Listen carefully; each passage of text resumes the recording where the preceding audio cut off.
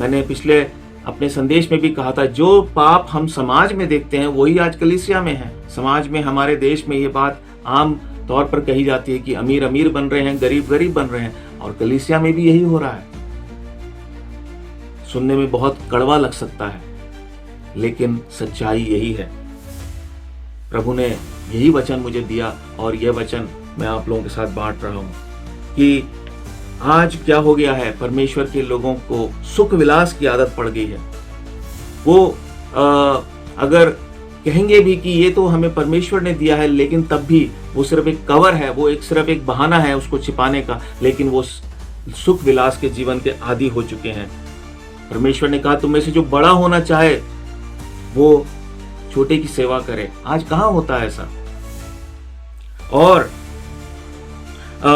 हम देखते हैं कि एक और तरह की संसारिकता आ गई है, संसार के तौर तरीकों को अपनाने की संसारिकता, संसार की संस्कृति को अपनाने की संसारिकता।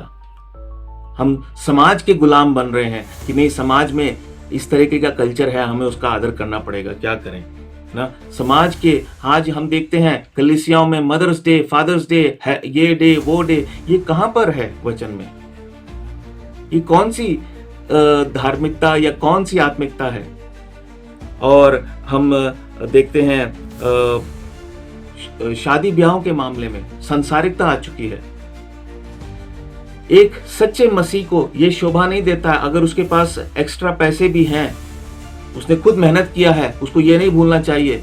वो ये घमंड नहीं कर सकता है, जैसे वचन में लिखा है कि हमारा उद्धार हमारे कामों की वजह से नहीं हुआ है। आप अगर आज एक अच्छे सच्चे मसीह कहते हैं और आप प्रॉस्पर कर रहे हैं, तो आप ये नहीं कह सकते कि ये आपने किया है या परमेश्वर आप पर ज्यादा मेहरबान है। बहुत से लोगों की प्रार्थनाएं उसमें शामिल हैं, और इसलिए मैं इस बात को, जो परमेश्वर मुझे बताता है कि एक सच्चे मसीह को ये शोभा नहीं देता है कि वो अपने लिए धन दौलत बटोरता जाए। इसमें कोई बुराई नहीं है कि आप अपने लिए गाड़ी रखें, अपने लिए घर रखें, लेकिन एक घर से संतुष्टि नहीं, दूसरा भी चाहिए, तीसरा भी चाहिए, और फिर उस धन दौलत को परमेश्वर के लोगों के साथ बांटना नहीं। मैं भूखा था, मुझसे पूछा नहीं, मैं दुर्दशा में था, मेरी सुधि नहीं ली। आज जो खासकर जो आर्थिक रूप से हर एक अमीर इस दुनिया में कहता है कि मैं गरीब हूं, तो इस धोखे में हमें नहीं रहना चाहिए। विश्वासी लोग अगर कहें कि नहीं, किसी को क्या पता मेरी कितनी जरूरतें हैं, मुझे बच्चों की पढ़ाई करानी है,